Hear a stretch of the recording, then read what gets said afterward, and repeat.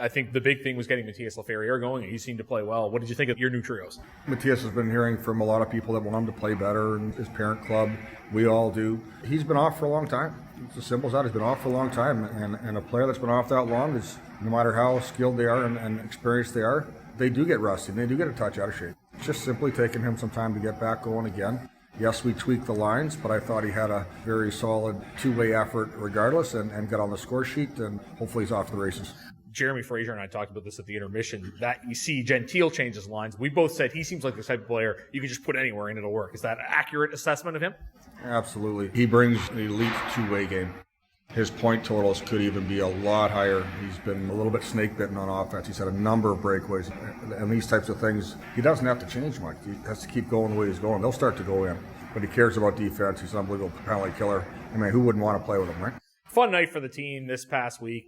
The team has its Christmas party in member too, and I guess a good chance for the billets to get to know all the players. Tell us about events like that and how important they are for a team. They're real important, and Gerard Shaw was able to make a bit of a speech and pull it all together, and there were other sponsors there, I believe, and other people that have helped the team. But yeah, for the main part, it was players and billet and coaches and staff, and of course, it was a great chance for me to meet some of the billets as well.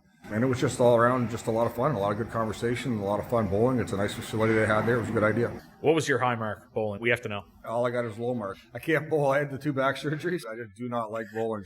What did I do? The guys made me bowl. So I threw 3 bad balls, and then I said I had to do 3 more. By the 6th one, I just spun around, picked one up, and sidearmed it, and it was perfect. That's the only good ball I threw was the one I quit on. There you go. Well, there's a reason. He still has hockey, folks. Of course, the big news around the team this week is that Egor Sokolov gets named to the Russian training camp. Has a really good chance of making it because there are not a lot of forwards invited. Really tough for an undrafted player to make that roster at 19. How impressive is it that he got the call? Hopefully it's the statement before the statement. He shouldn't be undrafted. I truly believe that towards the end of this year, I don't think a team can sign him. I think they'll be fighting over him. So I think he'll have to be drafted as a 19-year-old, continues the way he's going. And of course, if someone drafts him, we'll sign him immediately and go from there. So it's just a great statement. He's been spending it all year, worked hard all summer. We say this over and over again, but then when it was time to be on stage with the Canada-Russia series, he was dominant there too. No surprise to me that he's there. Message to the Cape Breton fans, enjoy him this year because he's off to the pros next year, more than likely.